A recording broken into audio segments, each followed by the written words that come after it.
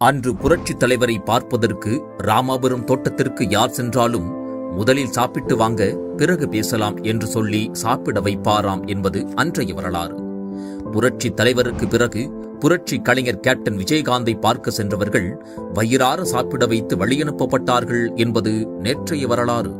புரட்சி தலைவரின் அன்றைய வரலாறையும் புரட்சி கலைஞரின் நேற்றைய வரலாறையும் பெருமைப்படுத்தும் வகையில் இன்று புது வரலாற்றை படைக்கின்றார் கோவை ஸ்ரீதேவி டெக்ஸ்டைல்ஸ் உரிமையாளர் சிவா அண்ணா. சிவா அண்ணாவை சந்திக்க யார் வந்தாலும் முதலில் சாப்பிட்டு விட்டு வாங்க அப்படின்னு அன்பு கட்டளை இடுகின்றார். ஸ்ரீதேவி டெக்ஸ்டைல்ஸ் அமைந்துள்ள வீதியிலேயே ஒரு பெரிய ஹாலில் தினந்தோறும் வடை பாயாசத்துடன் வருவோருக்கெல்லாம் தடல் புடலாக அறுசுவை உணவு பரிமாறப்படுகிறது.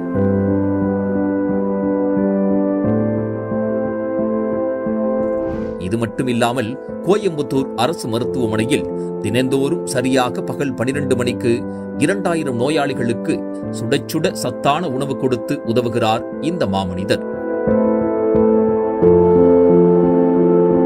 இதுபோக நாடி வரும் ஏழைகளுக்கு மருத்துவ உதவி,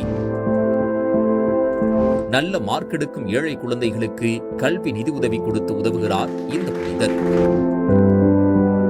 இவர் வெள்ளியங்கிரி மலையடிவாரத்தில் கோசாலை அமைத்து 3300 ஆதரவற்ற மாடுகளை பராமரித்து வருகிறார்.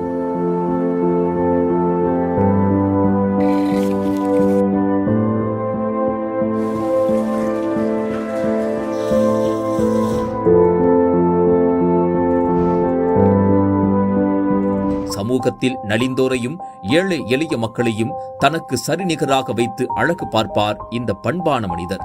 இவ்வளவு சேவைகளை செய்யும் சிவா அண்ணாவிடம், அண்ணா நீங்க கிரேட் என்று யாராவது சொன்னால் நான் ஒரு சிறு துரும்புதான், என் வெள்ளியங்கிரி ஆண்டவர் மட்டும்தான் கிரேட் என்று வானத்தை நோக்கி தனது கைகளை உயர்த்தி இறைவனை வணங்குகிறார்.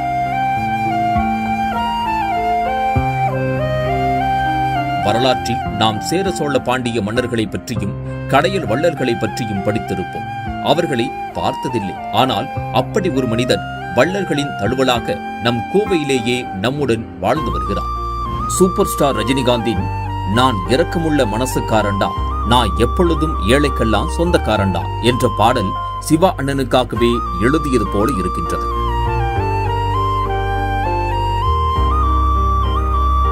உழைத்து உழைத்து பல தலைமுறைகளுக்கு பணத்தையும் சொத்தையும் சம்பாதிக்கும் இந்த கலியுகத்தில் ஏழை எளிய மக்களுக்காக இறங்கும் சிவா அண்ணனின் சேவை மனப்பான்மை பார்த்து எல்லோரும் சொல்வதெல்லாம் அந்த மனசுதான் சார் கடவுள்.